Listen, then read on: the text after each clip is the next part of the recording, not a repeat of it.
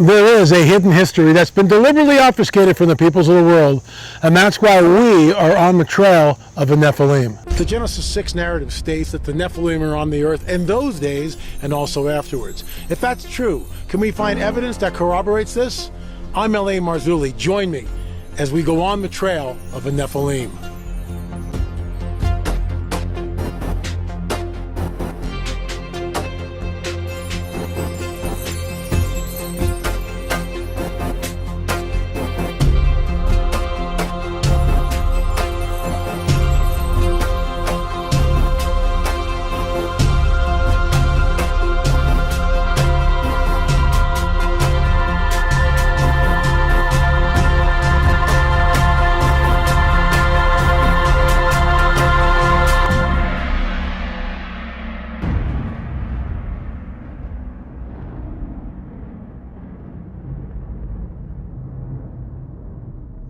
We're standing here in Newark, Ohio, near the Alligator Mound, and we'll be talking about our little adventures that we've been doing all week long. Today's Wednesday.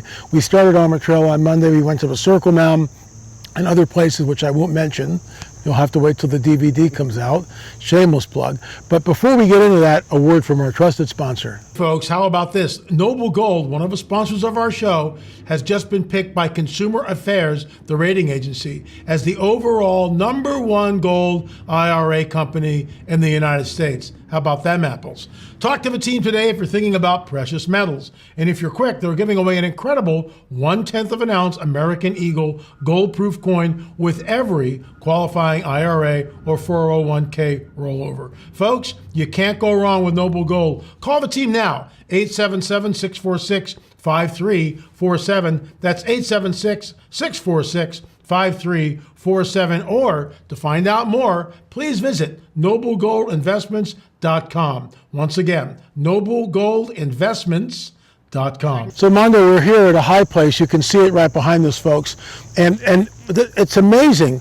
All these places that we go to, for the most part, they're always on a high place. Like yesterday, we were at the Stone Mound, which was, and this was incredible. I've never been there before. And we had to get, I'd like to thank Coach Dave Dobbenmeyer because he lives basically right across the street from the owner, Steve.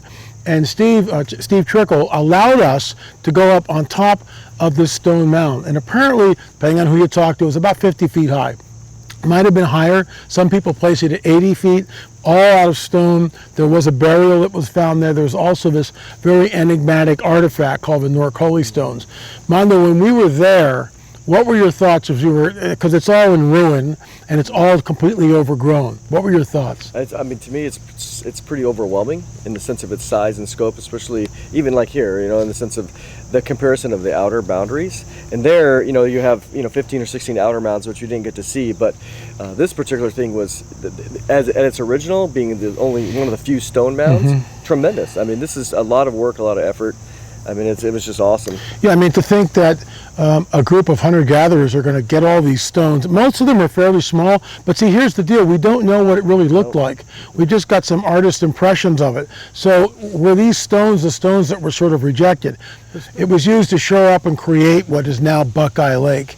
So I just find it amazing. And apparently, depending on who you talk to, once again, it's either 10,000 wagon loads or 25,000 wagon loads. So which is it really? And of course, we really don't know. So what's amazing about the Stone Mound, it's in a high place, and according to the owner who owns it now, in the wintertime when all the foliage, because we were there in midsummer, and it's all completely overgrown, so you have no vista. But apparently in the wintertime, what we get is this incredible overview of different mounds in the area, and that is so deliberate. And I want to get into something. We had a woman that came in, Anita Charlotte, who was talking about her opinion of the Newark Holy Stones, and we went around and around on this, and we'll be getting more into that, of course, in the DVD, which will be coming on the trail, probably #9, but we'll see. We have so much footage, and now we're getting more. Mondo, what are your thoughts on the so-called Newark Holy Stones? Give us a backstory on that, and where they came from. The backstory is that in 1860, it was discovered on this particular site, and it's got Hebrew, and it's got a picture. It says Moses very clearly in Hebrew on the top with a kind of a a rendering of Moses there, and then it has the Ten Commandments that begin and make its way all the way around the backside. A spiral. It spirals around, comes on the other side, and then there's another artifact that has it says two things. They call it the keystone. It's in Hebrew. It says, you know, the Word of God, and then it says the Torah of God. So the question is, what we discussed is the Hebrew is very, very good. It's got some grammatic anomalies to it. It also has some other letters that don't belong, that are just completely random. People still don't know where these particular letters come from. So the question is it a forgery? Is it a fraud? And you know, and there's some great scholars that say no, they think that this is a very unique find, that it's true. Others, that the typical conventional right now is that it's a fraud. It's a fraud. And so they just throw it out. But again, there's some other, like Cyrus Gordon is a great example, great Orientalist. I mean, he's like a classic. He knows his stuff. And he said he believed, and even as recently as 1991, Which is that's recent. modernity, Yeah, sure, so definitely. he said no, he thinks it's legitimate, Right. but So you've got this push and pull, it's just the way it is. this tug of war between different ideologies. People, Brad Leopard, I know, who's the state archaeologist, believes that there are forgeries. He spent a lot of time sort of deconstructing them. He believes they're a forgery. When we've talked about this, also with our colleague Brent Height, who's with us here, as well as Fritz Zimmerman and other people. So it's this is quite an undertaking for us filming, and we've got a lot of great footage, a lot of great interviews. But if these are Nephilim sites, it begs the question: what the heck is this artifact doing in this stone mound? And by the way, folks, this stone mound was on a high place, the highest place in the county. Just incredible. So, you know, are these gateways? Are these portals? That's what they are, in my opinion. If these are Nephilim sites, why would you have the Decalogue stone, the Ten Commandments, basically buried with this? So I have a problem with it.